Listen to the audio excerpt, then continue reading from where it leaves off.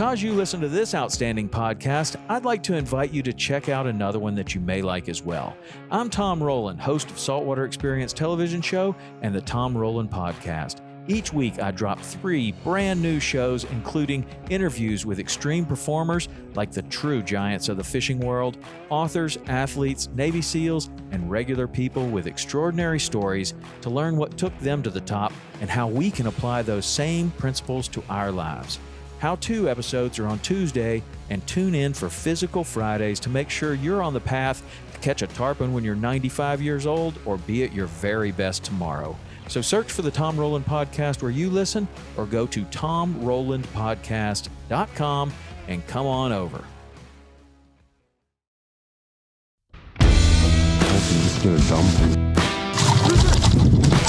There's a dumb one. Yo. There he is. Oh, dude, that's a nice fish. That's a nice fish. Oh, that is right, folks. We are back for another episode. This is number 49.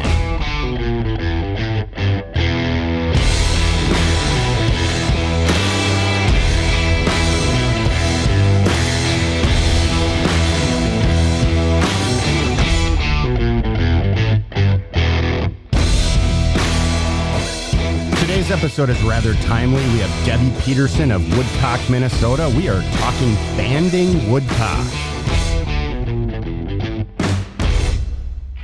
All right, folks, we're going to try to bang this out. Today's episode is with Debbie Petersen. It's episode 49.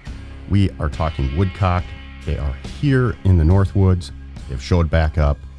It's so timely that we get Debbie on this program and talk about banding woodcock. Number 1. Make sure you are subscribed for the latest content. I'm working on 53 for an episode right now, so there's a lot more to come. If you'd be so kind, leave us a review, rating. It helps us grow this show. And make sure you hit that auto download feature on your podcast player so it automatically downloads our next show. Number 2, Patreon. Join now at patreon.com/amazingoutdoors. It is $5. I've extended the hat giveaway through April. Join now, get a free hat, and also get an entry into June's drawing for a pair of Uplnd Outfitter hunting pants. Number 3, Uplnd Outfitters. They are still the title sponsor of this program. Discount code AMAZIN is still good for 20% off at uplandoutfitters.com. Number 3, Sport Dog. Gear the way you'd design it. Seriously, check them out if you're in the market for a new dog collar system. They have everything ranging from yard containment all the way on up to GPS location. Great collar systems. These guys have been designing collars for a long time. Also, let me know if you want me to have Clay Thompson back on the show. Email me at brian@amazin.com. A couple episodes to highlight. Number 46 and number 47 were Wisconsin Fishing Primers, where I talked to Jordan Weeks, who's a muskie biologist, and I had Casey Yaley back on as a returning guest to talk about trout and some of the other things going on in western Wisconsin. Check those episodes out. Also check out episode 40, Patriots of Praise. Great episode. If you're looking for a little motivation, a little faith restart, the interview with Scott was awesome. Lastly, listener engagement. I've enjoyed all of you listeners' emails.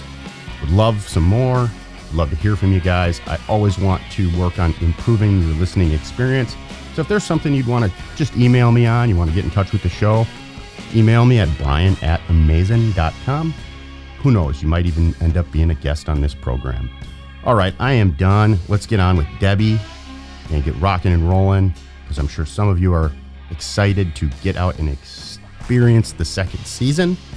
We've got a few more days left of being able to run dogs on public land here, so this is the last weekend. Get out and get your dog on some spring woodcock.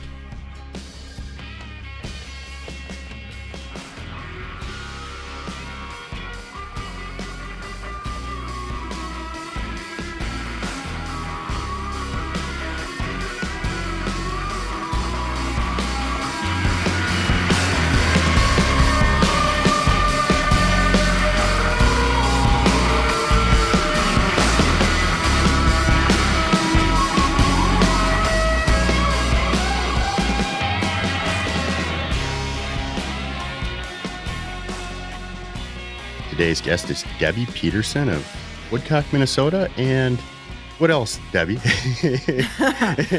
I wear a lot of hats. I know you do. So, but real quickly, welcome to the show. And if you want to give the listeners an introduction to kind of your background and who you are. Sure. Well, I'll start off by saying that I grew up in the Upper Peninsula of Michigan, which to many is a mecca for grouse and woodcock hunting. So I was lucky to grow up there. I grew up hunting deer and grouse and rabbits. We had a little beagle. I didn't have any pointing dogs then or any bird dogs then. But once I moved to Minnesota, I got into pointing dogs. That was in, 1996. I had gotten my Bachelor of Education degree in biology from Northern Michigan University, and I moved here Marquette, right? Yeah, in Marquette. Yep. Yeah, beautiful city. Oh, it's a gorgeous city. Lots of great restaurants there. Yeah, it's really, I haven't been up there in about 8 years now, but from what my friends in Marquette are telling me, there's been a little more money pumped into the town, and they've cleaned it up quite a bit. So they keep telling me, if you haven't been up here in the last 5 years, it's great. Come on up. Yeah, it's got, when I was going to college there, it had a great biking vibe to it. You'd always see, people biking everywhere. And I think that's still the case, but it's expanded a lot since I lived there for sure. But it's such a beautiful city. It is. It's kind of protected a little bit from the prevailing winds on Superior. So I've always found that shoreline to be great. I love it. Yeah, the South Shore, lots of beaches. I like that. So I got my bachelor's in ecology from there. In fact, I studied under Bill Robinson, he was a spruce grouse researcher and a woodcock researcher. And that's kind of where I got my start, on woodcock. And then so right in college, were you doing research then as part of your degree? That's really cool. Yeah, Bill Robinson had a woodcock research project. Oh, it started probably back in the 80s. In fact, I found an article on, I think it was from 1986, where he had been putting radio backpacks on woodcock and then trying to find out if they came back to the same location. And that was in the mid 80s. So yeah, he was right on the cutting edge of all that stuff early on. I think you did a presentation for the Minnesota. It was Audubon, Minneapolis. That's what it was. Yeah, I did a little research. And I that was one of the things that stood out to me in kind of your intro was just how early on in that research he really was, I guess you could say, because now that's kind of what you guys are doing, and we'll get into that in some of the later part of the program today. But yeah, it was really, really fascinating to me.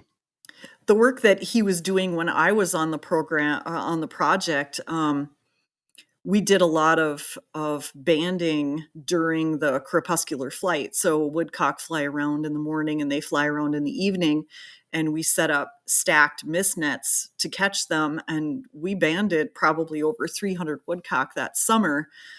It was nasty, swampy, buggy, but I can't, it was such an amazing experience that I actually stayed in field biology, at least for a while. When I went to Minnesota, I moved to Duluth in 1997, and I kind of got involved with research there with the University of Minnesota. And I was offered an assistantship so I could go and get my master's degree. And I had done quite a bit of field work before then, but I realized, I really love sharing all of this stuff with other people. So instead of getting my master's in biology, I decided to get my master's degree in environmental education. So now I do both. I do the field biology, mostly ornithology, although I have done some stuff with amphibians. And I also get to do education. So that's another one of my hats is I started out in education working as the education director for Hawk Ridge Bird Observatory in Duluth. And I spent 11 years there. Once I figured I need to get a real job because that was a contract position, I decided to go back and get my my teaching licensure. So now I have been teaching for 10 years. I teach high school science like biology and anatomy and physiology, ornithology, wildlife management in Walker, Minnesota. So I've been here for about 10 years, and this is kind of another mecca for grouse and woodcock. About 5 years ago, I was scrolling through Facebook and I saw this advertisement for, a woodcock banding workshop with pointing dogs. And I knew that that was a thing, but I didn't actually know that there was a program in Minnesota. I knew about the Michigan program. So I called up, and it was Jerry Havel at Pineridge Grouse Camp, and the rest, as they say, is history, because he invited me, he invited my ornithology students. We had a great time. We tested my dog. I got information on what I needed to do, to get him ready. And boy, by the next year, I was on the permit. I was banding. I mean, it was coming full circle from, the mid 90s when I started doing woodcock research. So it's been a thrill. Yeah, that's quite a roundabout, way to get back into it. And I'm assuming I get two questions about your past, and I think they'll kind of, well, one of them I think will lend well to the conversation. I don't know how the other one will, but you worked for was it, you said Hawks Ridge? Hawk Ridge Bird Observatory in Duluth, yes. Yeah. So what was your background outside of just woodcock? I mean, obviously ornithology, you take on a very large approach to just birds in general. Is there any other birds that you kind of specialized on or did research on that you want to share with the listeners? In 1997, I started working for the University of Minnesota Duluth, their Natural Resources Research Institute, and I started doing passerine or songbird, mostly point counts, going into the woods and surveying the birds that that are there. They've been doing that study. Oh boy, I think it's been since 1991 that they started that study. So they've been analyzing songbird trends in our national forests, like the Chippewa and the Superior. And I know that I also did some surveys in the Chequamegon. I'm not sure that they're still doing surveys over there. So I started doing that. So I've been doing bird surveys, songbird surveys for 26 years. And I still do it, even though it's really, really tough work. I feel pretty good that, at my age that I'm still out there doing this stuff. And so I did raptor stuff with Hawk Ridge. Sure. That's kind of what I assumed. And then partly Mm-hmm. why I had asked. Yeah. And I just was kind of curious what else you had gotten into before you kind of circle back around to woodcock. Yep. I've done, I do freelance field work. So I've done work for the Minnesota DNR. I surveyed northern goshawk territories for 10 years for them. I've done red-shouldered hawk surveys. So yeah, I kind of run the gamut. I don't think I've ever done any wetland stuff, but yeah, everything else, all the other types of birds I've done work with. Well, that's really neat. I don't get to talk to people with as much field work as you very often. I mean, I do a fair amount, but we interview a wide array of guests here. So it's always a pleasure to have somebody on who wants to share their knowledge. And, I look at this as an opportunity for me and the listeners to, learn a few things. So yeah, and I'm happy to share, one of my pet peeves is that we've got all this research going on and nobody ever shares anything about it. And to me, it's absolutely fascinating. And, I utilize my Facebook and my Instagram accounts to put that information out there, anything from stuff that we're doing in the classroom to, field work that I'm doing out there in the woods. I love getting all that information out there. I think a lot of people find it fascinating. I'll make sure to include those links to, your Facebook and Instagram if you'd like in the show notes. So Yeah, listeners sure, can definitely follow along and hopefully get some of that more detailed data. And yeah, I think it's tough. The average guy, I don't think, and gal doesn't really know that they can reach out to people like this and ask questions. And I had a lot of success personally reaching out to different DNR organizations and getting a hold of field biologists. And it's Yeah, it seems a tad bit secretive, but it's really not. It's just a matter of kind of digging in the right places and making a few phone calls or asking for stuff. And it's really nice when you're more forward in your approach to push this information out. Well, part of that is because I don't work for them. This is true. I will tell you, there's been a few conversations that I've had on the podcast, and then there's conversations I've had off the podcast with a few of those individuals. And not that it differs all that much, but it's more on what areas they feel comfortable talking about and what areas they don't feel necessarily publicly being on the DNR payroll to talk about. Sure, I totally understand that. Oh, so what I think you have Gordon setters. I remember our pre-call conversation and looking through some of the photos on social media.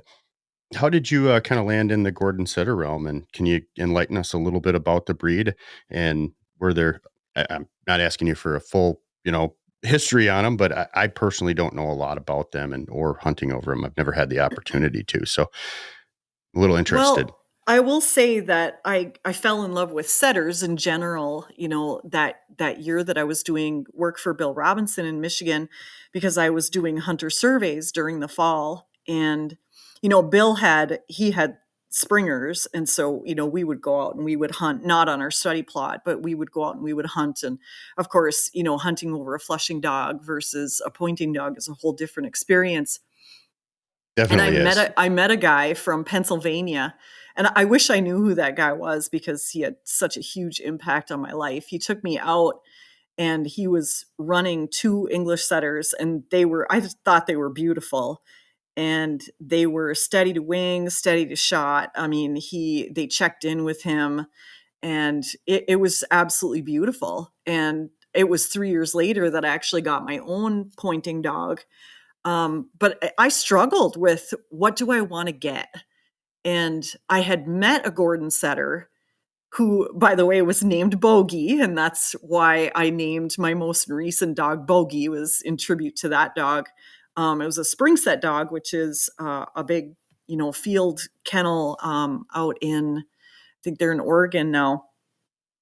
And Norm Sorby was the guy that started Spring Set Kennel, and he's kind of attributed to saving the field, line of Gordon setters. Gordon setters were originally imported. There's the Scottish setter. They were That's what I was going to imported. ask, is where particularly were they? I didn't know what country Yeah, they so had came there's from. the English setter, the Yep, Irish setter, and this is the Scottish the setter. And it Scottish was one. Okay, developed by the Duke of Gordon, and they were imported. The first pair that was imported into the United States was imported by Daniel Webster, and he imported a pair named Rake and Rachel, and that was the start of Gordon setters in the United States. wow. And what kind of time frame did they really kind of show up here? Do you know?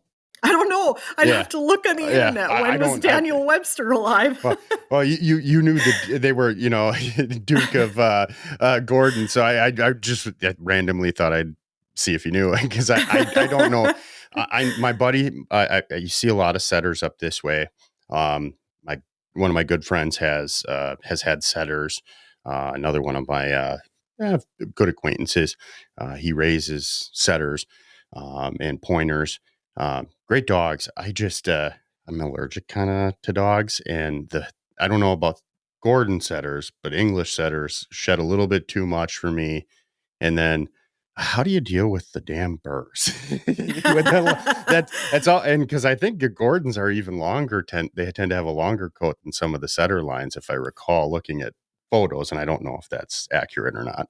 I have had the gamut. The 2 dogs that I have right now, Riley, they're both from field lines. Riley, he's like a Newfoundland. He has this, of course, he's neutered, so that does have an effect on their coat. It makes them a lot fuzzier. I just clip him.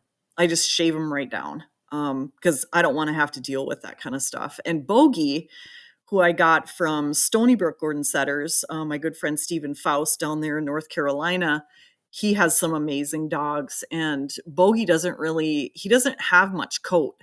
He Okay. is he's more like an English setter, the field lines of English setter, with they've Yep. got some feathering, and the ear hair tends to be shorter. His coat is actually very thin. So if it takes me 30 seconds to groom Bogey, just, quick running a comb through him, which I do anyway, a flea comb to get rid of The ticks. the ticks. Right. Exactly. It takes And they're me black and brown, so not like a white setter when you just see them all crawling around. right, right. It takes me probably at least 10 times longer to groom Riley if I don't, clip him. So I just shave him down. Sure. Yeah, my buddy who raises setters has kind of, I think, two different lines of setters he raises, and that one line has a really short coat. I think it's more of like a shooting line of dogs, but yeah, it's. I actually out back training with him one day, and he had went inside, and I was just working with some pigeons and kind of waiting for him after kind of getting done with them, and just wanted to BS for a minute. And I was looking at this one dog, and I swore it was a pointer. And then I actually went over and looked at it, and the tail turned, and I could tell right away. But it was a very, very, very short coat. So I know that there's a varying degree of them. I was kind of curious on what the Gordons are, and it sounds like Yeah. there's a varying degree of coats too there. There's kind of three lines with Gordons. There's the show, and of course, they have a lot of coat, and then you've got the dual dogs, which are kind of, bred for field and for show, and they have a lot of coat too. But the field lines, it's getting less and less coat on the field lines, which I mean, that's great for us because we don't have to spend as much time grooming, and the maintenance is a lot less. And a lot of people I have get two upset. short hairs, so it's like I kind of look at that and go, yeah. I mean, I literally, the one dog, I tried to bathe her once and she broke out in hives, and this was with the oatmeal crap, anti-allergen, and Yikes. I was like, and it wasn't horrible, but she had bumps, it had skin reaction to it, and I said, that's it, no more. And I've other than spraying them down with the hose when they get muddy, they very rarely have seen shampoo, and it's just one of those things. Like I said, I'm always curious how much Yeah. time, and because I like all those dogs, and at some point when I'm not where I'm at, and we're up at our farm full time, and I have runs and a kennel, and can have more of kind of a hunting dog, Merce, than a family dog that we have now, two of them. Um, yeah, it's something I want to look at expanding. I don't want to just jump back into short hairs. I love them to death, and I will definitely get another one in the future. But the setters are, and just the way they work, I tend to like a pointer out in the open, and kind of more of a setter hunt in thick cover that you tend to find grouse and woodcock. It's just a style thing. My Bogey dog has a lot of style. I really enjoy watching him. I saw some of those in that video where he's very intense, and it looks He's very intense. It's funny because he's a total goofball. I mean, he is. He sounds very similar to my Really? in personality wise that you're talking about, to my little Luna. Yeah, she's just a total goofball, but very. I mean, she's the kind of dog that I could leave out there on point and come back after I eat a sandwich, and she'd still be there. Oh, yeah, that's totally Bogey. Riley, on the other hand, he would be like, what are you doing? Why am I standing here? He questions everything. He thinks that he knows better. Well, he's 9 now, so a lot of times he does know better.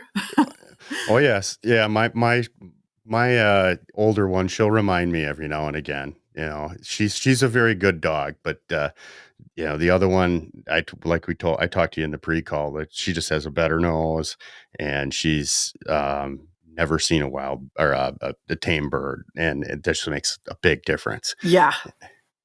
Yep. Starting them on wild birds it's amazing, the difference.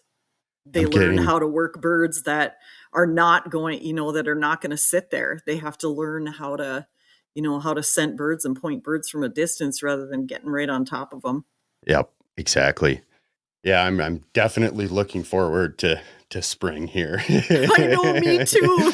It's been one of those years where I already have been out, pointing woodcock south of the cities here, and it's not happening soon enough for me this year. How much snow do you guys have down there?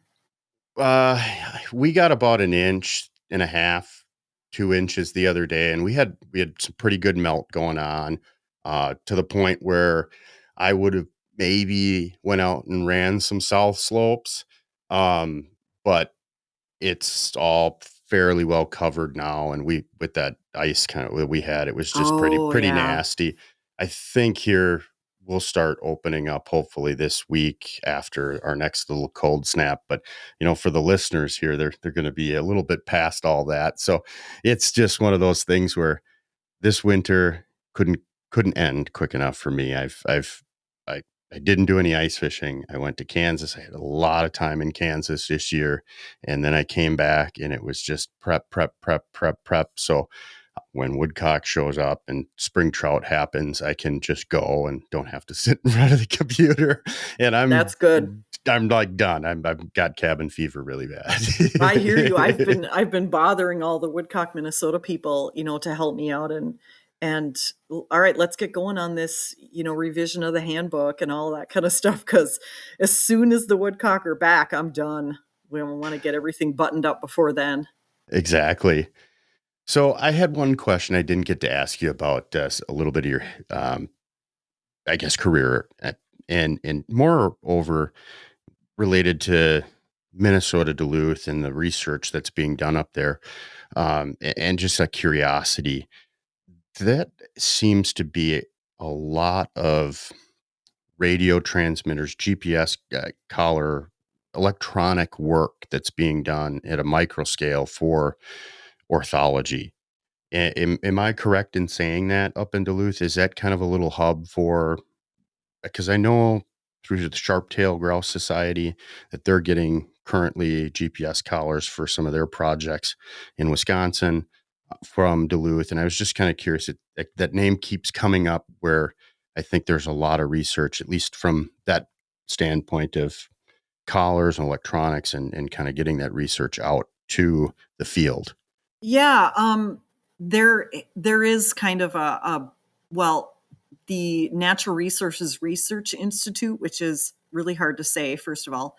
And that's why I didn't say it. it's a part of the University of Minnesota Duluth, and it's been there for a really long time. And one of the departments is the Center for Water and the Environment. And there is a very active avian ecology lab. We call it the Bird Lab. And there are a bunch of people that, have their PhDs and master's degrees, and they got their start, as undergrads working in the Bird Lab as student assistants. And there is an incredible amount of research that's coming out of that Bird Lab. And I'm really proud to, have been a part of that since, back in the mid 90s. And I was worried that when the primary research guy retired, that it would go downhill, but I've had a lot of really great people move in there, and man, it's amazing. I know that they were doing sharp-tailed grouse stuff in northwestern Wisconsin, but I don't really know that much about it. They're doing, other stuff about broiled chickadees, and I mean, they're doing tons of stuff. Yeah, my question was more on like you've been in the field doing this stuff, and from a radio transmitter standpoint, and to now you're putting GPS trackers on woodcock, correct? Yes. Yeah. So I started off doing radio transmitters a few years ago. Yeah. So you've seen a progression of electronics into really field research. And to me, I came from the electronics industry, so I kind of know and get a little geeky about some of this stuff. I know how to manufacture it, and at least the process I've seen behind the veil of, how they make a little battery like that and all the little electronic microchips and devices that go into these things. And I've always thought it's really very interesting because I've seen it from a corporate asset tracking standpoint and things like that. And to see this getting put into research, where you're able to ping a bird and kind of start to develop a better pattern of it's, in the spring, you put a radio transmitter on in the spring and hope that in the fall you pick up this little ping through your telemetry device. Now, where the bird goes.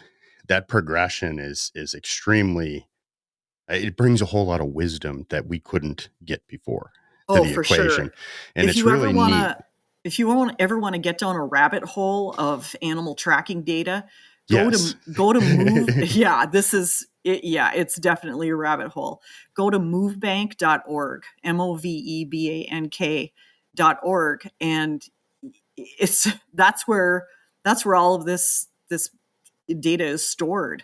And a lot of studies, including one on woodcock by the USGS, all of this data is there, and a lot of it's open to the public. So you can, just type in woodcock, and woodcock studies will come up as long as they're public, and then you can click on it and you can look at their data. It is amazing. And I think you've banded or put a GPS collar or tracking device on one of these. They're like backpacks. Yeah. They're I don't even want to describe them for the listeners, but I think backpack's probably the only way to describe it. But you've been sharing some of this information on social media about one of these birds. When did you put that on the bird? What was that, this past spring? A year ago? Well, just to talk a little bit about the application, it's kind of like if you it's called a leg loop harness. Sure. And so there's two loops and they go around the bird's legs, sort of like a climbing harness on a human being if we were, if we were built the same.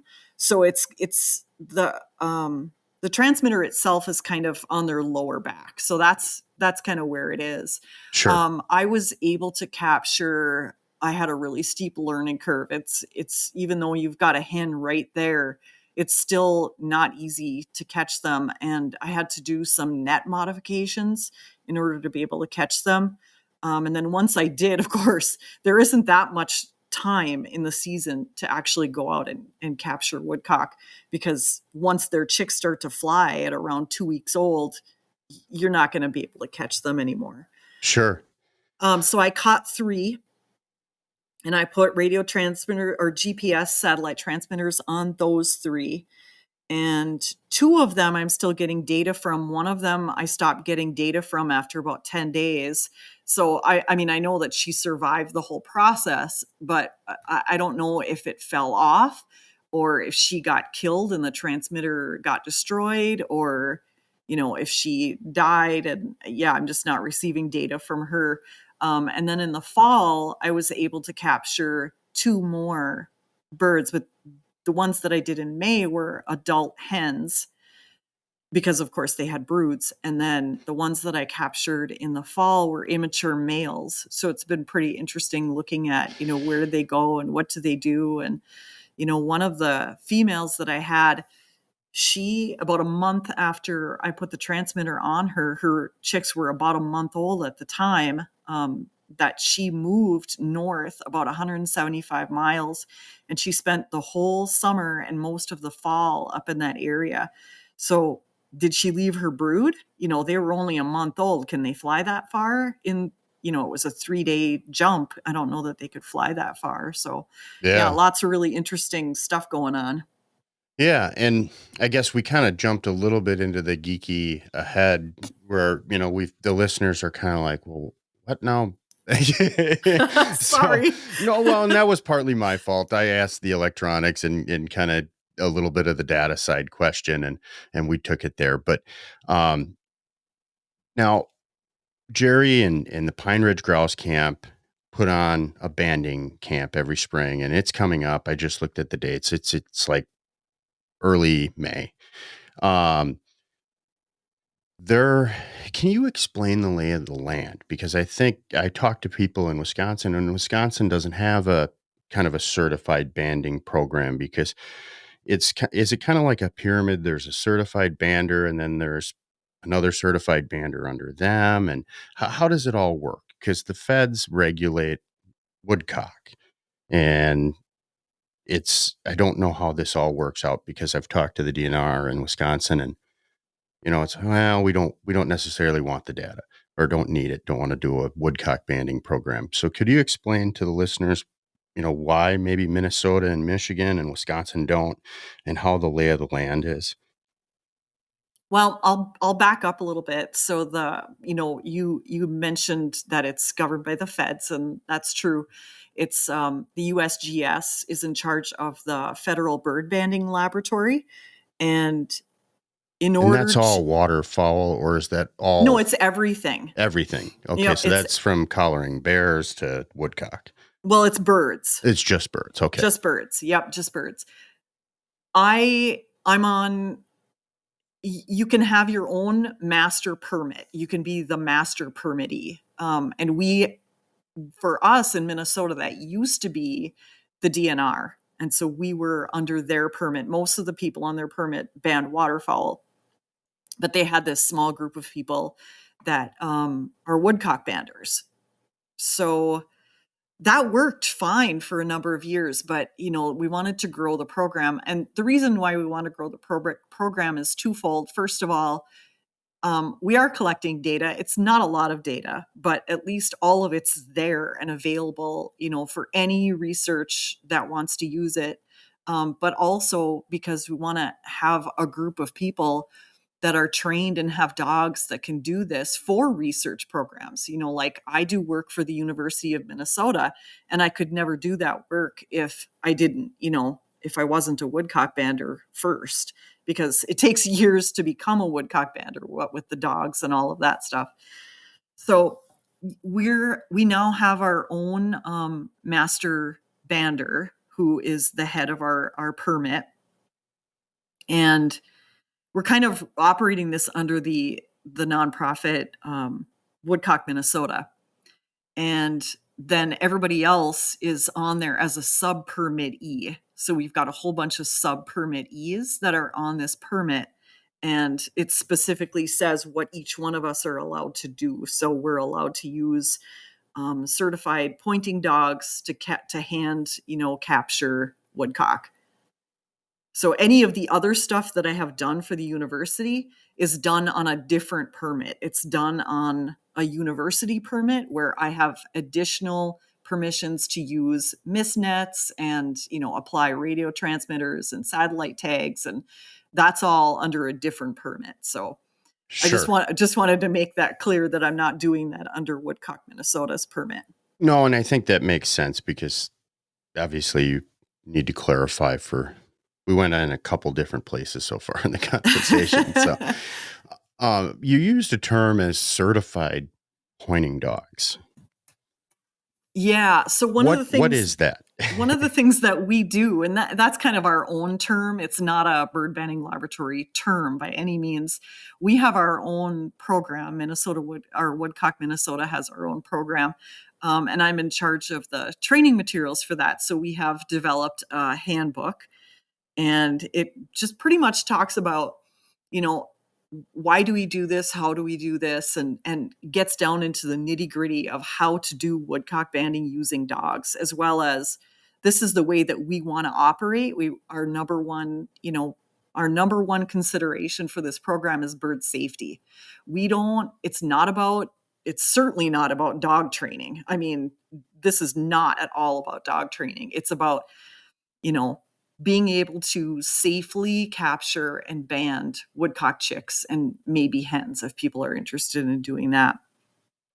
With that in mind, we have a whole, checklist that dogs need to be able to do X, Y, and Z, and they need to be able to do it on a pigeon in a field, and they also need to be able to do it on wild birds in the woods. So once they have gone through that whole process with a mentor, then they're considered checked off our list, and they're considered a certified brood pointing dog.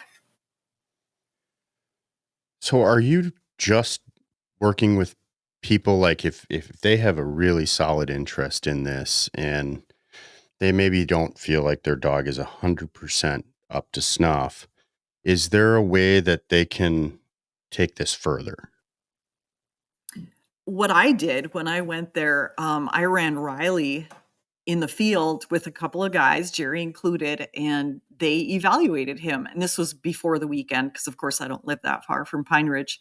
And they said, okay, here's what you need to work on. And I worked on it. By the time, the banding weekend came around, we tested Riley and he was good to go. Tested him in the woods. He found a brood. He actually had a chick right under him, never moved a muscle. He was considered then certified. But if you have things, to work on, just bring your dog and come for an evaluation. You don't have to, we're not about, having people parade dogs that are amazing around. We're there to help people, and to evaluate. But of course people need to be open to that. Sure. I have some people are not open to that. Trust me. I'm sitting in my studio right now and I have a gun safe kind of off the corner here. And because it's not a, closed door, I'm not that kind of guy, I guess. It's a corner in my basement that I've converted into a home studio.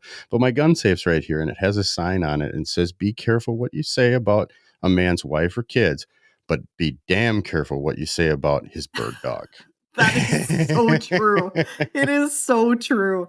And I try so hard, I want to be objective about my own dogs. And I know what their shortcomings are, and I know, what their strengths are. And I try to be constantly improving. I'm not really out there trying to impress anybody. I'm just trying to impress myself, I guess. I see it way too often in the field. It's kind of funny. I'm the first one pretty much to say, I don't have perfect dogs. Mine are not steady to shot or flush. And I intend to work on those things, but because it's, circumstances and where I was at as becoming a hunter and running these dogs, I wasn't aware to it. And, it's just a different ball game.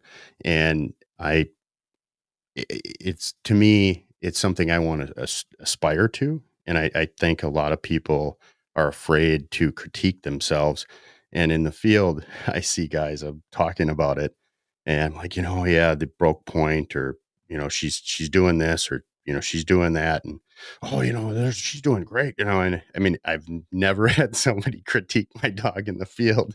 And I've been usually the first one to go, well, damn it, write that down on the checklist. I need to work on that, and it's kind of funny. I don't find a lot of people that can be fully objective about their dogs. And a lot of it comes to, I think there's a lot of mediocre dogs out there. And then there's people like yourself and breeders and trainers who really take it to the next level, and guides who, really know, handled hundreds of dogs. And that's just where it comes from is experience. And that's why it's really kind of unique, your program and the hand holding that you guys do, and kind of offer that experience and have the structure to mentor and take this further for people who can and want to.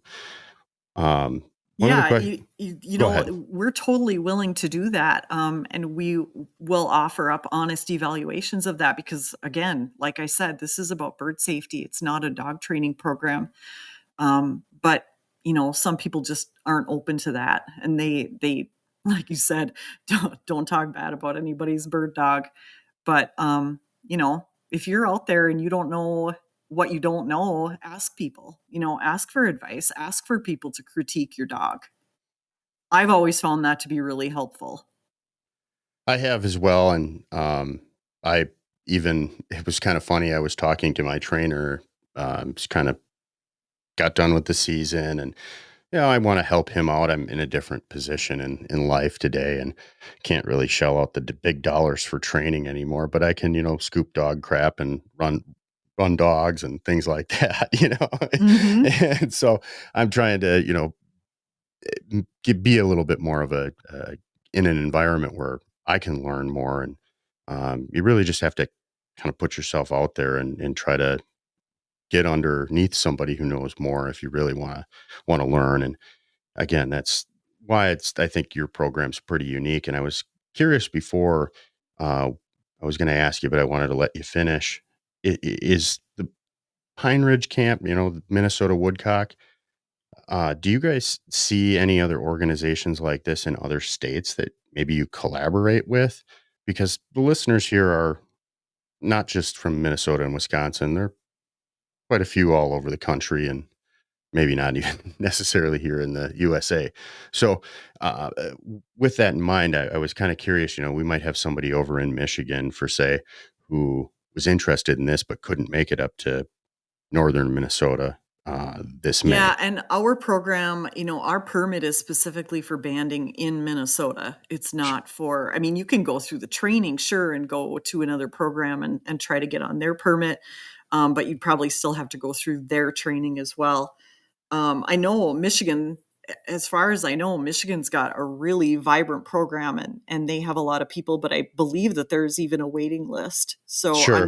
I'm not really sure Yeah, I was just about kind of that. curious if there were other stuff in other states, so people could maybe contact their DNR or somebody in the research department, if at their college or something along those lines, Well, in a there's, different state. there's programs out east. There's a program in Ontario.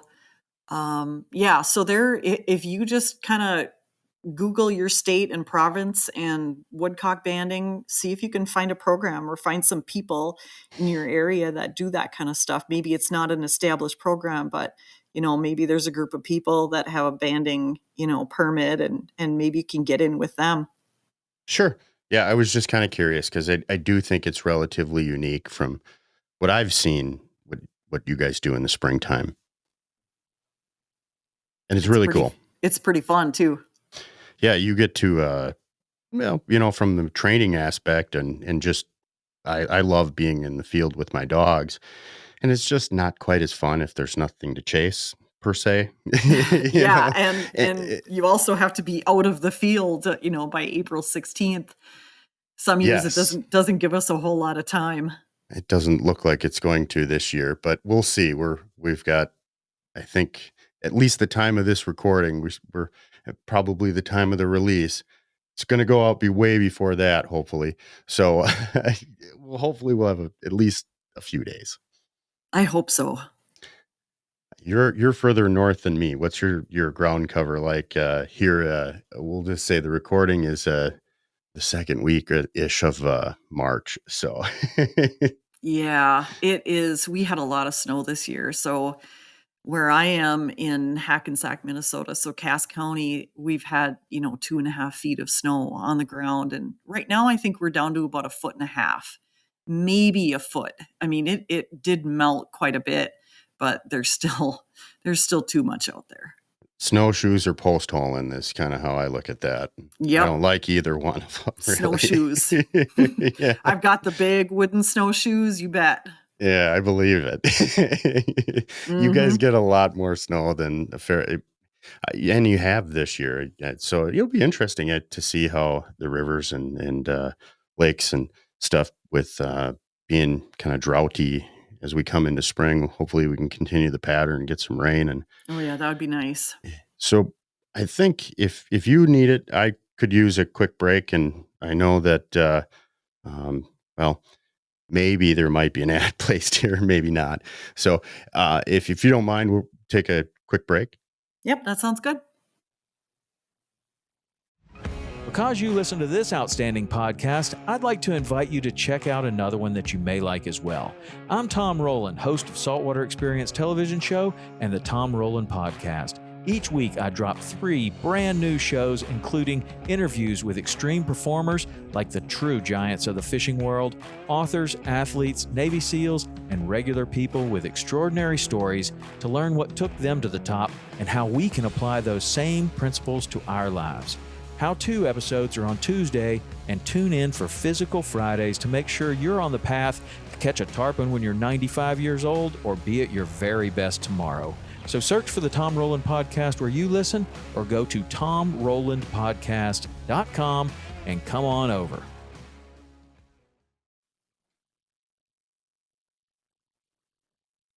All right. Do you need a break? No, I'm fine, actually. Okay. We'll just give a quick pause here and then jump back in. Okay. This episode is brought to you by LinkedIn.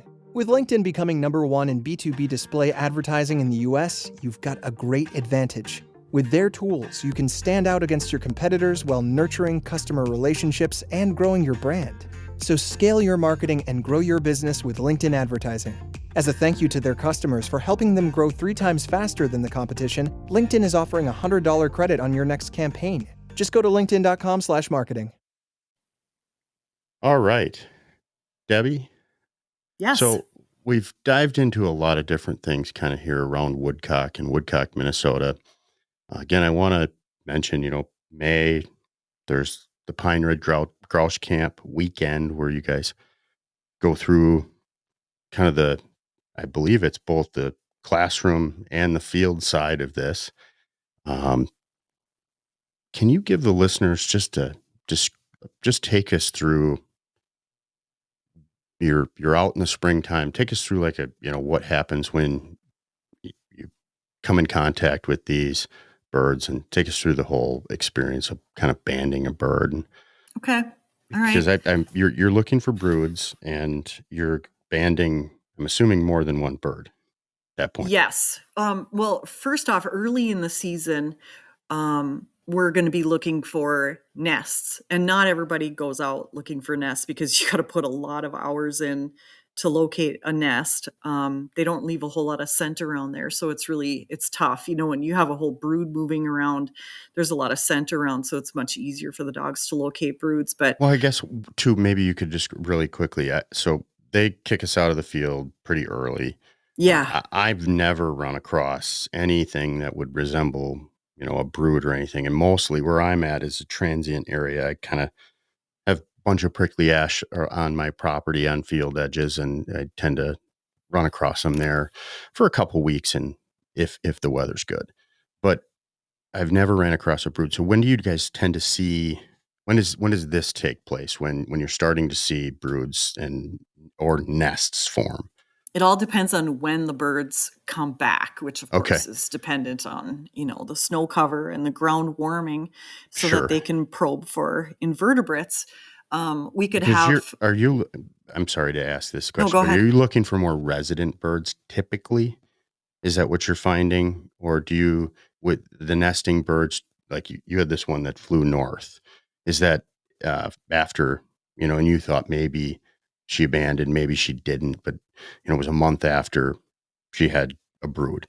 So I'm just kind of, again, trying to figure this out. They come north, and then you're out there looking for nests and broods, and it's all weather dependent. But when do you catch these birds that have already had started a nest?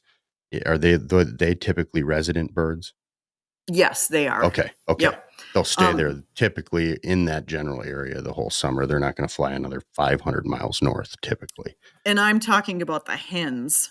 Yeah. Okay. Because I don't really know. I don't Yep. really know about the males. Maybe I'll know this spring when my two come back. I could see what they do. Typically, it takes about 3 weeks for the nests to hatch. Okay.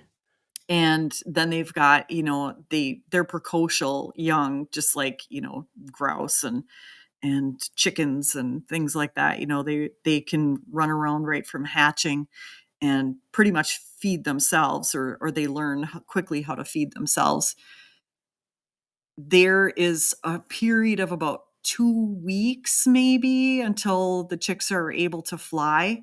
And that's the time period in which we try to run the dogs and capture the broods. Now, of course, there's nests that fail. And so there are some, late nests. We generally start running on birds as soon as they come back because we want to tune up our dogs. We want to make sure that they are in top form, by the time they start coming into contact with breeding birds.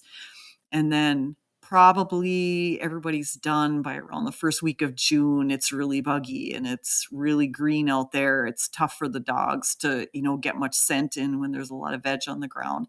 So that's about kind of the time period that we're running. So you get a substantial amount of time in comparison to guys like me. And it makes sense because they don't want us running across nesting birds. Yeah. So, and with that's kind of why I was curious if there was more of window that you tend to see it after, and how quick it is after? It sounds like, the peak is somewhere in the month of May. May. Yep. Okay. Yeah. Sometimes, they'll hatch the second weekend of May. Sometimes it's a little bit beyond that or a little earlier. Again, it depends on the snow cover. Yeah. Which, depending on where you're at in Minnesota, can be drastically different. For sure. Yes. I know a couple of years ago, it was still really deep around here, but I drive an hour and a half south and there's no snow. So guess where I was every single chance I got? I was an hour and a half south. How many years ago was that? That was in 2020. Yeah. I'm trying to think now. Yeah, that even the year before. Well, I had a really good year at opening day on some resident birds, I believe, about 3 years ago. I think it would have been. Yeah. Mm-hmm. And it would have been not too terribly far from that general area. That's right. I don't hunt down there. Well, and I don't really, actually, to be terribly honest, I don't hunt a whole lot in Minnesota for grouse or woodcock anymore. Okay. I'm just across the river in northwest Wisconsin. So I've been a Wisconsin boy my whole life, and still I pay out on non-resident licenses right now, but hopefully not too much longer. Yeah. Nothing against Minnesota, but it's just I still like to do a little deer hunting, and it's just sacrilegious to be carrying around a rifle the first week in November. I have to tell you, I do not deer hunt in Minnesota. I deer hunt in Wisconsin. But I don't run my dogs during deer season either, unless I go south and go pheasant hunting, where it's a lot easier. You're not disturbing deer hunters when you're pheasant hunting for the most part. Well, and that's one of the big reasons I can go do my morning, rut hunt in the first week of November, and I can still run my dogs on grouse and woodcock over there and not have to worry about the Blaze Orange Army. Mm-hmm. Yep, I understand. Yeah, I actually started kind of pheasant hunting a little bit more kind of progressively over the last 5 years in western Minnesota, and that's a struggle too. It's just like every time I want to go pheasant hunting, they've got some kind of deer season going on. Yeah. The first time I saw it, I was like, oh man, that's a big pheasant hunting party. Where are the dogs? Oh wait, what? I had to Google the rags. Oh man, it's muzzleloader season. I had a guy, I was pheasant hunting kind of down for a good day of pheasant hunting, though, I'll tell you, because, I just they're driving them around. Absolutely. And they don't care about them. So, I seen them go through and push the birds over there. Oh, we'll go swing over there and see what's going on. Exactly. But, pheasant hunting, you want to be really quiet. And I had pulled up to this one WMA, and I saw this big buck that was just traveling right through the WMA. And it was pretty impressive, but I was there for pheasant hunting. I was just about to let my dog out, and this old timer pulls up, and he's like, "Wow, did you see that big buck over there?" And I could just see all of these pheasants taking off. I'm like, okay, well, I guess I'm done here. Oh yeah, I wish I would have had a good story to look back on that, but most of the time it's my buddy asks me a question and I answer him, and it's just, I'm like, damn it, we're here. There they go. Yep. It's usually the guy I'm with who slams the truck door, and then it's like, I'm like, and you tell them everything and they still do it. Yep. But hey, that's the price you pay. I take a lot of guys out that don't go nearly as much as I do. So it's their time, and if they don't want to listen and slam truck doors and not shoot as many birds, then it's just the way it's going to be, I guess. Yeah, I guess so. I can't control that, but I can take them hunting. So yes, you can. All you can do is teach, right? Exactly. Now I've got a good buddy of mine that I'm kind of making fun of right now. So oh no, he's going to listen. Maybe. I hope so, because we're talking about Gordon setters and he's looking for a dog and he doesn't know what he wants. So I'll give him a Yeah. reason to listen. There you go. So anyways, so back to the kind of describe to us when it takes place. So how you've got obviously these dogs. So you're out there doing this research. You run across a nest. Um, do you document that so you can then come back and Yep, oh, absolutely. Yeah. And it's amazing. These nests are ground nests, of course, and they're super camouflaged. So yeah, they got we to be always tiny. they're probably about 4 inches in diameter, but it's just kind of a little bowl on the ground. Like it's nothing that they have spent a lot of time building up, like you think about robins and swallows and stuff, and they spend a lot of time building their nests. But these are just kind of a little shallow spot, usually lined with leaves or grasses or something like that, pine needles. That hen will sit there and she will sit super, super tight. You can practically go right up to her.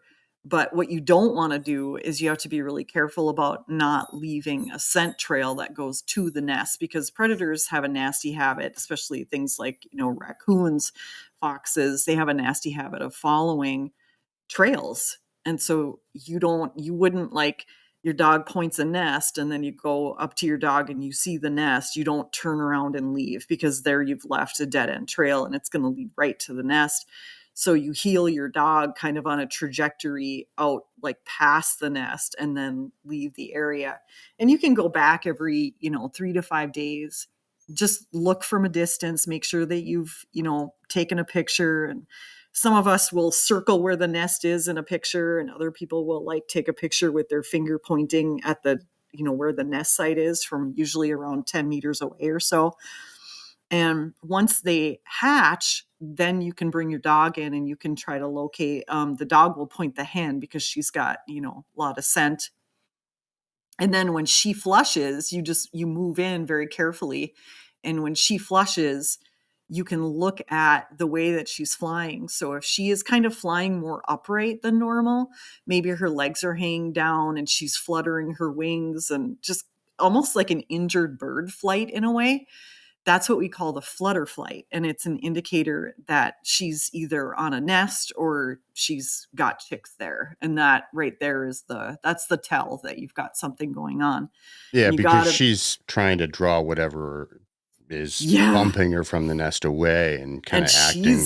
some of those hens are amazing. I've had them flutter right. We harp on dog work. Well, this is why. I have had a hen flutter right over the head of my dog, like right over the head of my dog. She's trying to get them away. We've had hens, come up and do their chattering and their I'm injured thing. They've come right up to the dogs. So when I tie up my dogs, I trust them. But I tie them up really short to a tree so that they can't, even reach their head down if a hen comes up to them, because I'm busy banding chicks. Yeah, those hens are amazing. Yeah, that sounds like again, something you'd want to be well trained for and have your dog to be well trained for. And I've seen it where dogs even catch wild birds out hunting. Mhm. I had a buddy's lab that did it probably maybe 4 years ago. I was like, no game farm around. This bird was not game farm, and it was a hen. And of course, it was everybody going, what the hell do you do with that? Thanks, Yeah. dog. Yeah. Put it back. At least the coyote's got to eat, but at least you could have got a damn rooster, Yeah, right. But they have a very canny ability to catch these things. So if you don't have a well-trained dog and you have that close of an encounter with these things, um, yeah, you've And got a whole brood that's lost, more or this is less. one of those times when, having a dog that doesn't have a ton of drive, not that they don't have a good nose or anything like that, but having a dog like my Riley does not have a ton of drive. He's not super intense, but he's a really good bird finder. And he's a great banding dog because nothing phases him. He doesn't, if a hen comes up to him, he'll be like, oh, well, whatever, Bogey's, he's got a lot of drive, so I have to be a lot more careful with him. We had to work really hard with him, and he's great. He's absolutely great. And I absolutely 100% trust him. But this is an instance when it is easier to have a dog that does not have a ton of drive. Makes sense. I can see that. Yeah. Yep, definitely. I've seen some field trial short hairs that, I don't know that banding's probably the best thing for them. And some dogs like to eat chicks. That would not be a good thing. No, If they want to grab things and try to eat them, that's not a good thing for a banding dog either. I can see, this leads me to a question. Do you see a predominance of setters in the banding program, or do you see a wide variety of dogs? I'm trying to think. We've got a lot of different breeds.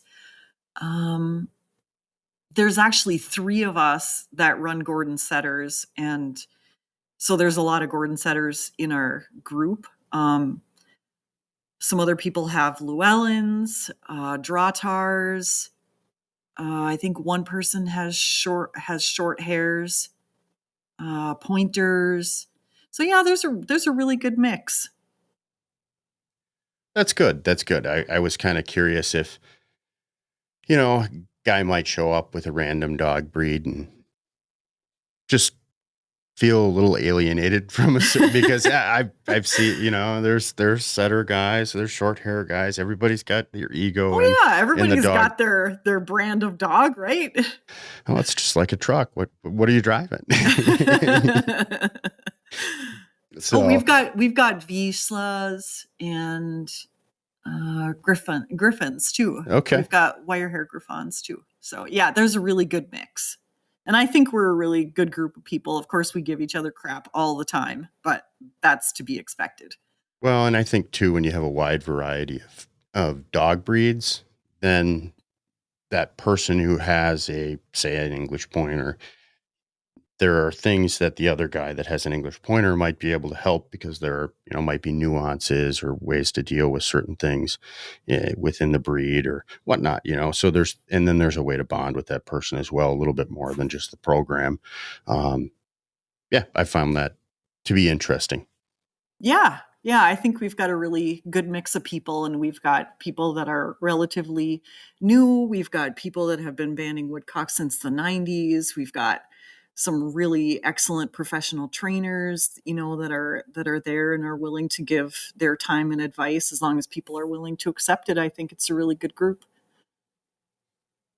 Awesome. So what have been some revelations? I guess obviously you shared one about the a hen that traveled north unexpectedly last spring, but has there been any large revelations in, say, woodcock research over the last decade? And have you found anything personally that's correlated to anything interesting or new that you didn't necessarily the radio transmitter work that I was doing in 2019, 2020, we were capturing chicks and putting radio transmitters on them. It was a necklace attachment. It was kind of some stretchy string that we put around their neck. And then this radio transmitter was hung on that with about a 6-inch little tiny fine antenna. And we put those on. I'm trying to remember how many chicks we put those on. Somewhere around 30. So we had a number of broods, because usually there's 4 chicks in a brood, but of course there's predation. And then sometimes you just plain old can't find them because they're amazingly camouflaged. So I think we put 30 on, and I thought it was very interesting to see how the rate of mortality decreased as they aged, and then how that decreased even more once they were able to fly. And then they were looking at some of the forest parameters. So, what things were they choosing to be near? And I thought it was interesting that early on, before green up, before there was vegetation on the ground, I mean, it's just brown with leaves and there's really no place to hide. They were utilizing, stumps and logs and other big features like that on the landscape, to use to camouflage themselves against, instead of just, being out in the open. So I thought that was pretty interesting, and maybe a little bit directive toward forest management. If you've got a plot that you're going to cut, leave big, huge branches, and, leave some of the smaller timber and stuff there on the ground. So I thought that was interesting. That really, that is interesting. And we had a 80-acre plot harvested this past year, and they left way more than anybody would have liked, probably more than they should have to even qualify for what you're talking about. Oh, was it slash? It wasn't slashed very well. A lot of it was actually hardwood that is fantastic firewood and decent pulpwood. I am not exactly sure why they didn't take it, but it's not my piece of property. I lease it. They think they knew what was across the road on the other acreage from a high value timber standpoint, and we had storm damage, and that's why they were kind of brought in. And I think they were trying to pull a fast one. And I think when the landowner said, "No, you finish what you're doing over there before you go across the street, get your equipment back across the street," they just kind of did what they could to get out of there without a whole bunch of costs. Because they knew they weren't going to be able to recover, because they had their money and harvest in what they thought was that if they got into the other side, they would have taken a ton of money out of the other side that didn't necessarily need to be harvested. Oh, And the landowner didn't want that. And I understand why she didn't. So it was, it was an interesting experience for me as a leasee trying to plan a bear hunt with these guys in there going, "What's going on? What's going on? I want to put a bear bait in there." And then what they're not going to go across the street. Can I go? It was, let's just say it didn't lead to a very successful bear hunt on my part I'm sure it did not. Yeah. And it should have. The guys about 5 miles down the road from me during the second week of the season, because they can run dogs over there, they got a close to a 600 pounder. And I had that bear on film 2 years ago when I was baiting for a friend of mine who had a tag. And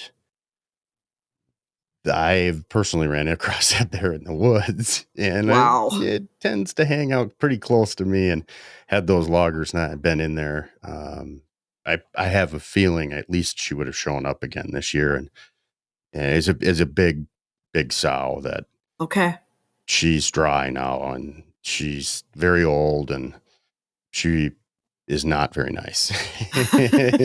Let's just say Fish and Wildlife's been out there a few times across the road, because she was a nuisance bear. So they were very happy to get that bear last year. But it was one of those things. Well, you just had a hope going into the season you might get a crack at something like that. And it blew up before the season even opened. Oh, that's a bummer. Yeah, I've done a fair amount of help with people because we've had a lot of bears over the years in that area, and nobody really hunts them from our little block of land. There isn't much pressure, and they just stack up in there in the fall and in the springtime. And it's not fun turkey hunting some days. And, I don't like, going out and setting trail cameras and looking up into the cornfield 5 yards away and locking eyes with the 300-pound bear. It's just, I get that. I've had that experience, and it didn't end well. No. What happened? Oh, I had a black bear come after my dog. Oh, really? Yeah. What did the dog get hurt? No, luckily the dog did not get hurt. Yeah, and I've heard, other people too. I know of another guy that he said that his dog got attacked by a bear. So I'm always really careful about bears when I'm in the woods. And I was running my dog silently at the time, and I don't do that anymore. Now I always have a bell on, if nothing I like to have the instant feedback, but also it kind of warns, I don't know if my dog ran up, and kind of startled that bear. But when you hear Yeah. your dog 80 yards ahead of you in really thick woods making horrible noises, all I could think was, oh my God, what is going on? And I just started running. Yeah, and was the bear like, were they kind of backing each other down, or, I mean, did No, you see the bear or? yeah, I did see the bear. Yep. Yeah. So my dog, it was Riley. Riley just kept running toward me. So yeah, it was scary. Yeah. I had a bear contact once with my older short hair rebel. And it's kind of one of the reasons I really never, after this, I didn't really run the dogs in this small vicinity, and I didn't run them on my property, mostly because of deer hunting, but also my wife, every time I even brought the dogs up in the summertime to do some deer stand work or something. Oh, you be careful with them dogs. And I always was very careful.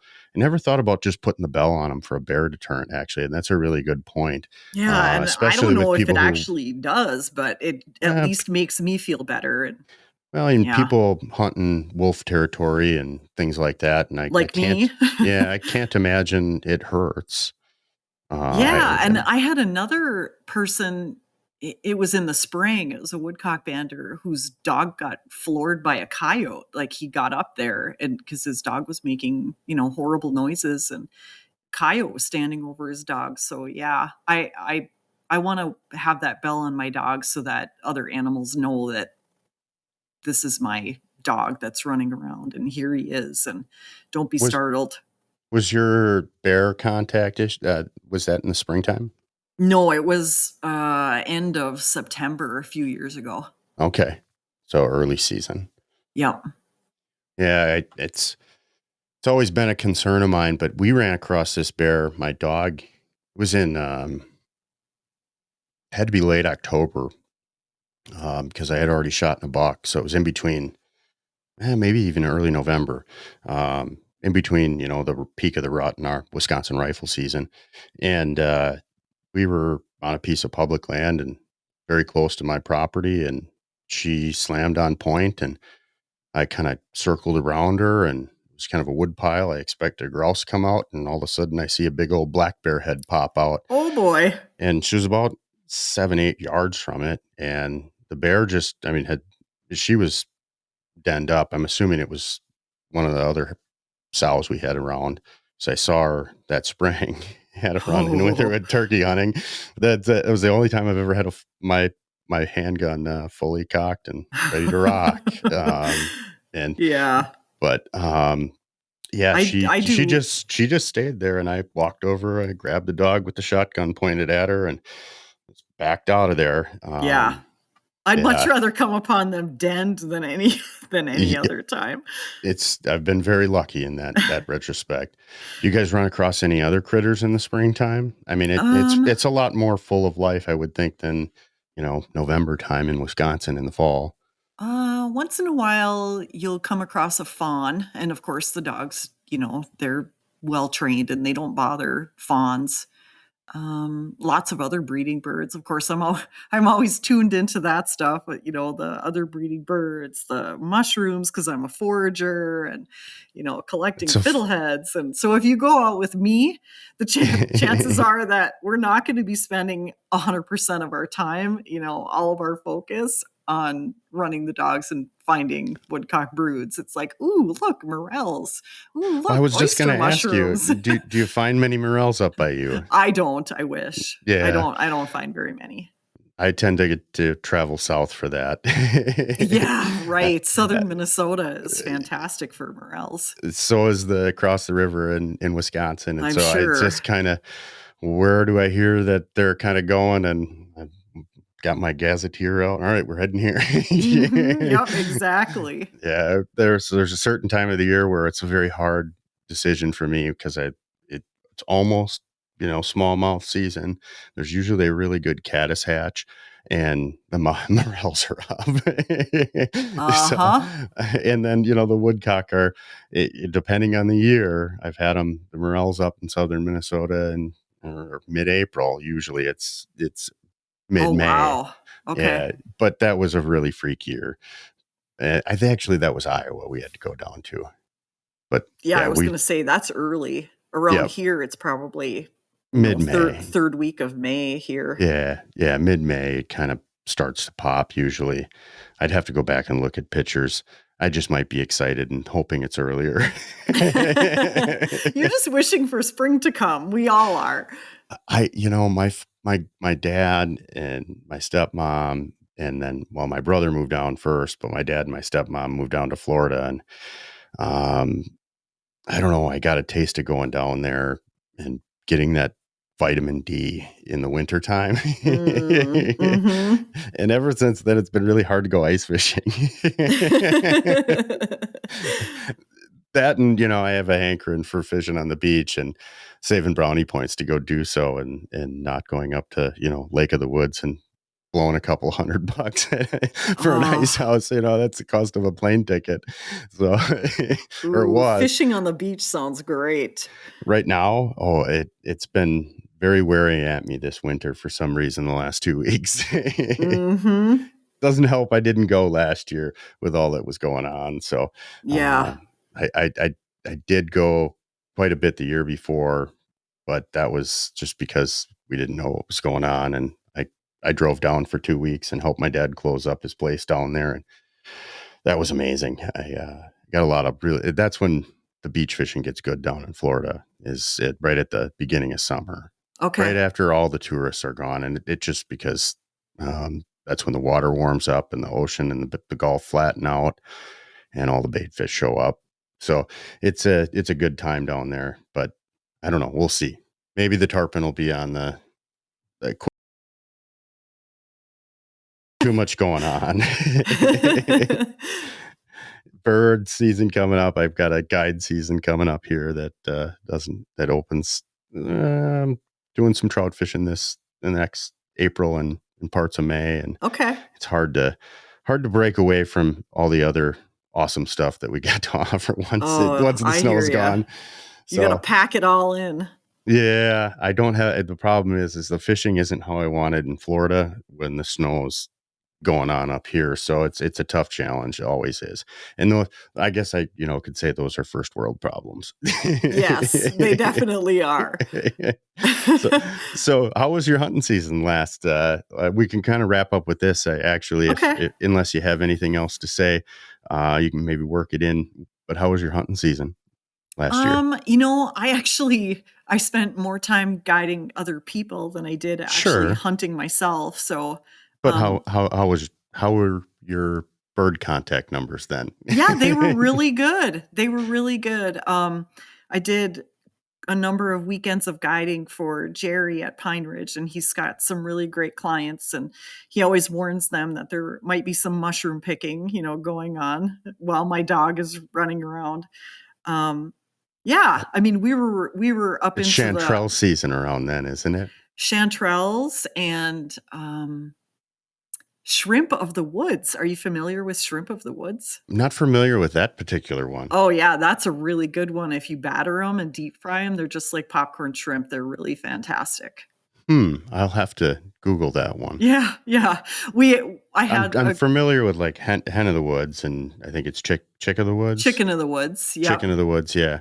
Well, I had some clients from California, and they were some group of really nice guys, and he had warned them that I foraged while we're out there, and they were all about it. They were super excited. And we came on this log, and, Bogey was running around looking for birds. And I went, oh my God, there's shrimp of the woods. And I pulled a bag out, and they started digging and picking, and they were so thrilled. And then Bogey went on point. So then we had to go shoot a bird. And yeah, it's really good times.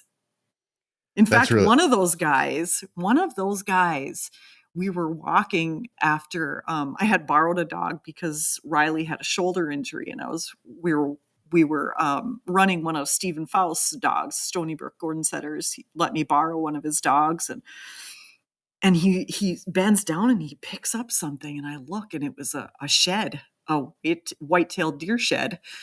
And I started counting the points, and it was 9 points on one side. Wow. 9. I could not believe it. I thought I need to go deer hunting down in that area somewhere. If it's symmetrical, there's an 18-point buck in there somewhere. That's crazy. Just crazy. Yeah. So that was kind of a highlight, was finding that shed. We had pretty good bird numbers. I went over MEA weekend, which is, the big 4-day weekend in October, that third week of October, which is perfectly placed, right? Because it's the peak of the woodcock migration. It is. I tend to see a lot of Minnesota plates over in Wisconsin that weekend. Yes. And I head over to our deer camp in Michigan, which is like a hunting shack for those of you that are from Minnesota. So we go to our deer camp, and I ended up guiding my family all of those days. And had some really good dog work, and we found a lot of birds. Unfortunately, the people that I was guiding, they needed to work on their shooting, so we did not end up with any birds except for the one that I shot. I've been there. I had a bad black cloud over my head. Well, it was off of my 2020 tail end of my season in Kansas, and it ran all the way through my Wisconsin hunt this year. And then I went to Kansas, and I went shooting a couple times before I went to Kansas. And then we got back on the board. Yeah. Closed strong. I was all right. It's people that I was introducing to hunting, which is kind of a big deal for me. I really love taking, new people out and having them watch the dog and see how the dog works, and teaching them. Of course, I'm an educator. It's just what I do. And, bringing people out and giving them new experiences is, a huge part of who I am. And so I wasn't giving them too much crap. I gave them some crap, but not too much. I know how it is. There's certain people that can handle it and expect it, I guess, when I'm out with them. And then there's other people that we just have a good time. Yeah. And I honestly, that's why I like woodcock so much. They just cooperate so well and really lend themselves to, as a wild bird setting for an introductory hunt. I just wish there was more meat to them, and what's your favorite way to prepare them? I like to marinate them in Worcestershire sauce, and then take a piece of a dill pickle and a baby carrot and roll it in bacon and then broil it or grill it. Okay. And it sounds disgusting, but it is so good. Yeah, I've never personally found a way. I loved them without some kind of marinade on them, but I also, for the longest time, was overcooking them. Yeah. For me with woodcock, now I've learned that it has to be like a medium. Oh, for sure. Yeah. Even more. I mean, if you can handle it and they're fresh, maybe even a little more medium rare. Depends on how you like your, I guess, beef. I cook those like I cook duck. Yes. Yep. Got to have it medium rare. And honestly, I found a new flavor. I had my first prairie chicken this past season. I shot one a couple years ago, but I mounted it. So I've been looking at it for 2 years going, I wonder what you taste like. I bet. And I finally got one, and I'm like, my buddy was like, oh man, that's a nice bird. And I'm going, yeah, I know, but I'm not going to look at two of them looking at me going, you've never tasted me before. Yep. So I had it, and it had that. It was not nearly as strong as woodcock is, but that duck taste to it, that waterfowl taste, or richness that I find very that almost like purple meat, very dark.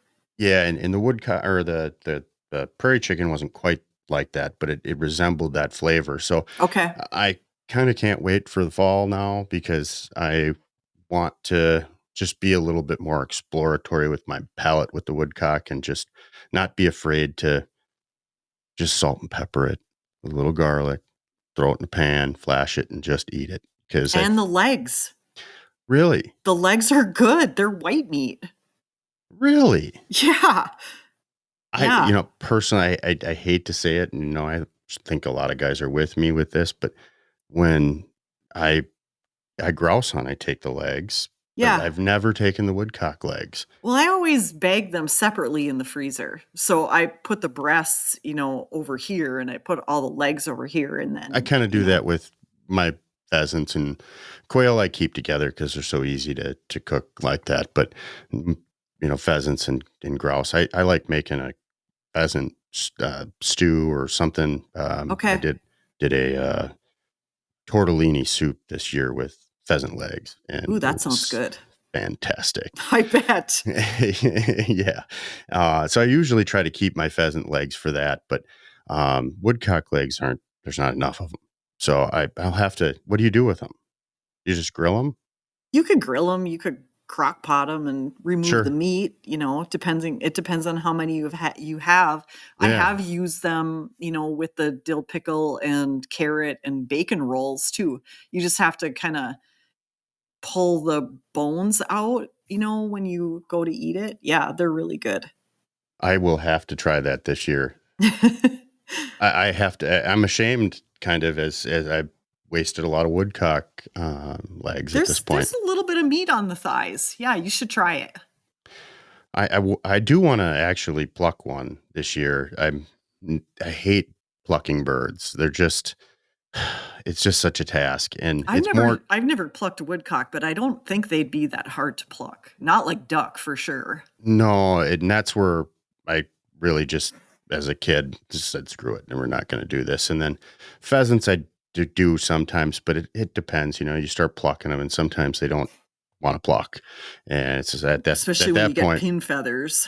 Yeah, and at that point, it's like, yeah, skin them. But yeah, I'll have to try that. That's very interesting. Do you find there's a lot of fat on woodcock around the thighs and stuff? Yeah, there's little pockets, but it's not in the meat. I would keep it.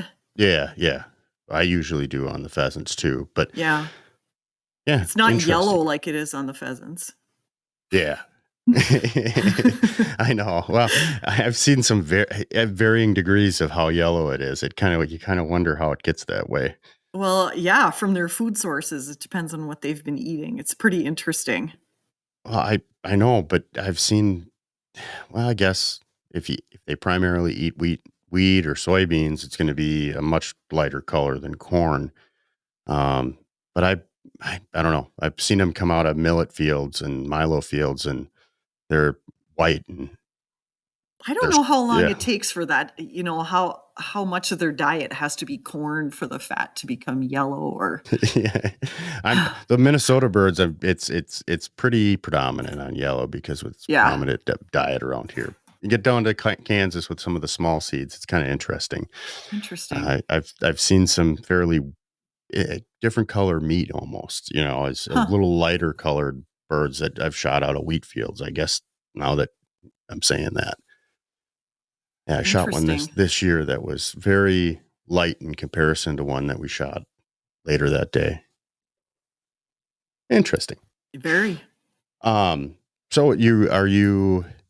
we'll kind of close up with this. With the spring here, you're banding and in your program and out running dogs up until early part of June. Do you take some time off and with the dogs and kind of do summer, and then do you typically head back out right away for Minnesota opener or Wisconsin opener, Michigan opener? Well, I start my teaching season ends at the end Yeah. of May, so that's coming up faster than I had thought it would. And then I do field work through about the end of June, maybe into the first week of July. And then, of course, I have to enter all of that data. I usually spend about 6 weeks at our camp in Michigan. We've got one on a lake that's really nice, and spend all that time with family, and then I come Nice. back to Minnesota. And I was thinking about going to the Quetico this year, but I guess the only way to get into the Quetico is to drive into Canada, and I'm not interested in that option. You can't get a remote border crossing pass? It's my understanding that you cannot this year. Interesting. Yeah. So that Wouldn't surprise me. It was we quit going to Canada. We used to go up to Rainy and boat into the Canada side, and we quit doing it because of a lot of the issues and having to call to check back in. Well, there's no cell service, so you got to go drive 15 miles by boat to go 1 mile across the border. Well, I really wanted to get into the Quetico, I hear it's gorgeous. The Boundary Waters is just so packed with people, and I want to have a peaceful experience, and so I don't know if that's going to happen. We'll see. That's a bummer. Mm-hmm. And then it's back to school. And do you get out a little bit on the weekends then in the fall? Is that kind of your fall hunting season? And when, school's out? Like MEA weekend early season, I go out after school every day, but then once the time change hits, I don't really have time to do that anymore. So I try to get out as much as I possibly can. And then, of course, all weekend I'm out. Do you primarily chase grouse in the fall then? Grouse and woodcock. I love woodcock. That's my gig, but I think ruffed grouse they're a challenge for sure, especially, for pointing dogs. It's hard. They have to have a lot of bird contacts in order to figure out ruffed grouse. And they do. Both of my dogs are doing a really nice job with grouse. So I've been really happy. I've got one that's fantastic at it, and I got one that struggles with it. And it's okay. They excel in different areas. And the one dog that is really good at it has short legs and is more prone, I think, to the woods, and the other one's really good in the prairie. And she's got big legs and she runs hard and long.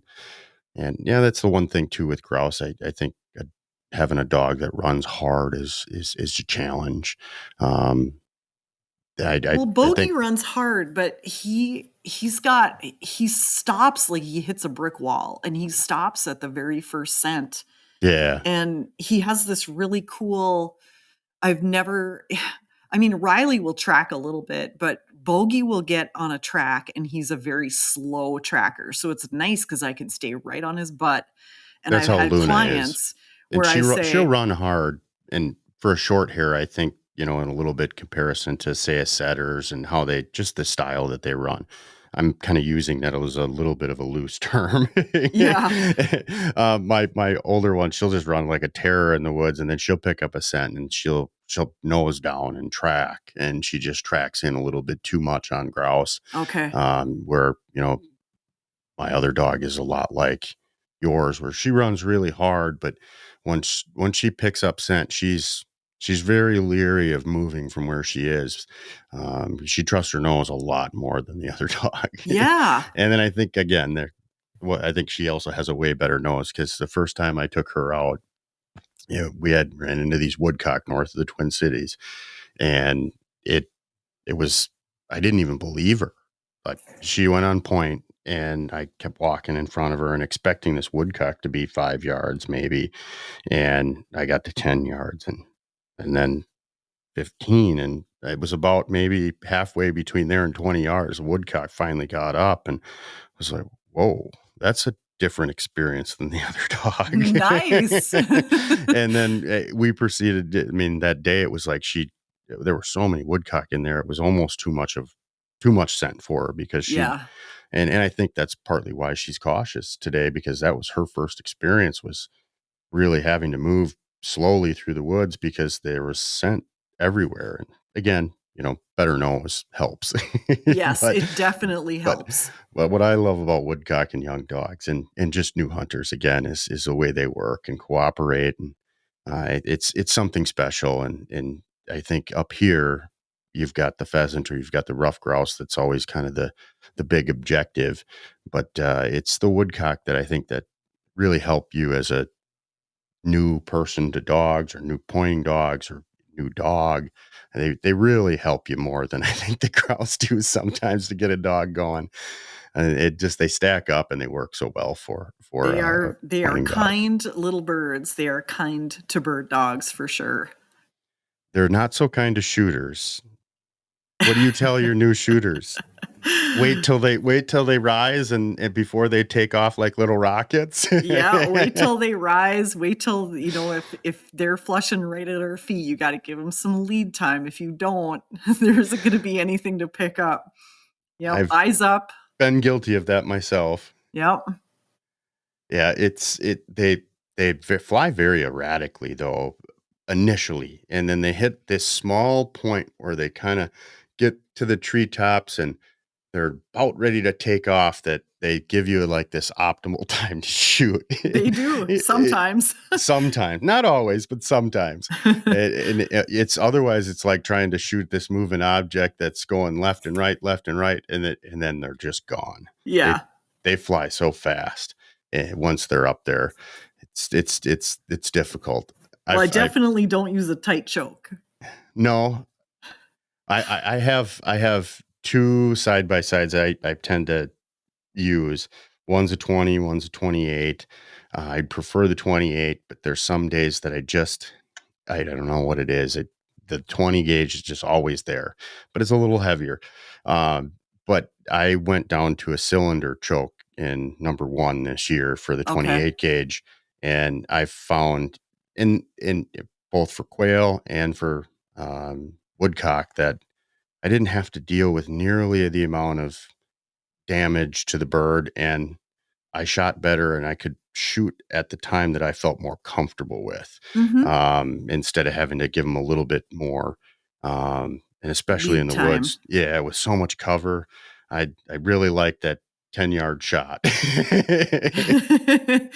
Yep. And if you can do it without damaging the bird, that's great. Coming from what I had, yes, it's been a nice improvement this year. What do you shoot in the woods?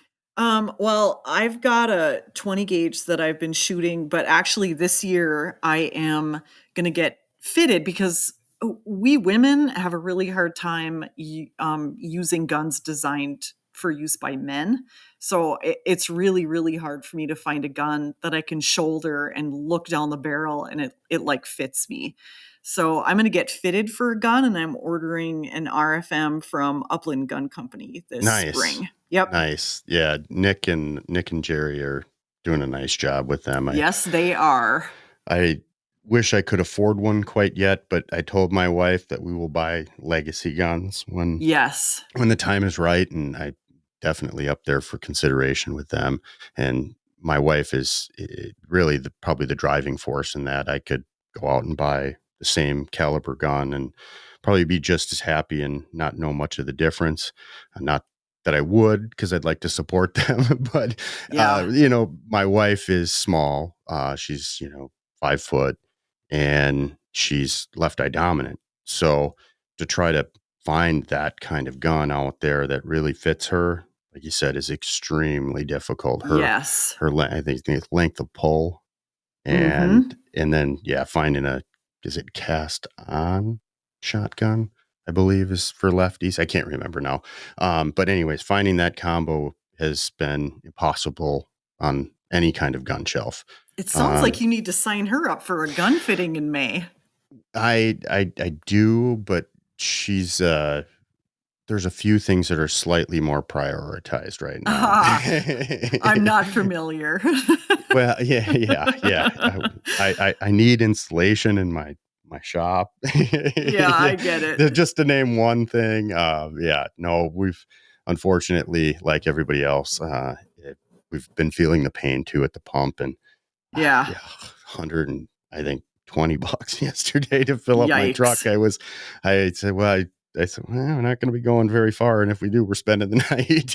Oh my God. Yeah, luckily that's why I need insulation, so I can get up north and spend the night up there. Well, there you go. Then maybe we'll think about the shotgun. But no, it's been challenging, and I've actually sent a few people that way that have asked, because there isn't a lot for women, and there isn't a lot that you can actually go get a custom gun that's fitted 100% for you. Yeah, I'm super excited about it. It's one of the reasons I think I don't shoot too well with my 28 gauge. It's a half inch off. And I don't know what I'm going to use as an excuse once I get a fitted gun. I've never really used that one for an excuse, but it's always there just in case. Right now it's just I'm not shooting good with it. So user error. Uh-huh. We're gonna blame the gun. Yep. Because Always. I have that option. I can pull out one more and maybe make a difference. But well, Debbie, it's been a pleasure talking. And if there's anything that you'd like to say and wrap up here, I will include all the notes that links for the show notes that you would like me to. So Minnesota, Woodcock, and any other show notes you'd like me to include links for. I'll get those from you. But anything else? Yeah, just put a plug in there for the Woodcock banding weekend at Pineridge Grouse Camp. You can go to their website and check it out. If you don't have to have a perfect dog, you can come and get evaluated and see what the program's all about. Awesome. If somebody wanted to just sit through the classroom portion of that, is that open to that as well? Yeah, yep. They would have to register and Sure. all that stuff, but sure, they can come out. They can go out in the field and watch some bird dogs, and yeah, it's a good time. Awesome. I will definitely include that link in the show notes. So good. I appreciate you coming back on, and I would love to stay in touch. And thank you so much for being part of the program. Yeah, thank you so much for having me. I had a good time. Likewise.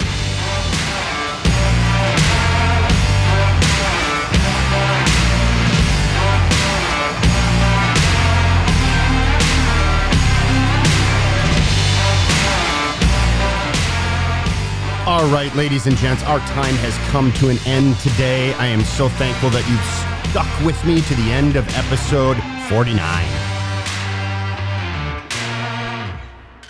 Before I let the music play out, a couple reminders. Subscribe, hit that download button. Join Patreon at patreon.com /Amazing Outdoors. I still have some hats. I want to give them to you. It's only $5. I can't even ship them to you for that price. So join now while you still can. Get out there. It is spring up here and kind of crappy suicide gray, but get out there. The dogs would really appreciate it. And if you don't have a dog, just get out there. When you do go, bring the neighbor kid, bring someone new with you on your adventure outdoors. I promise you, you will not be disappointed. You will leave fulfilled. It is something that I cannot describe to you. Pass it on. Give it to the next generation. If you love something, be willing to share it with somebody new. It's a great feeling.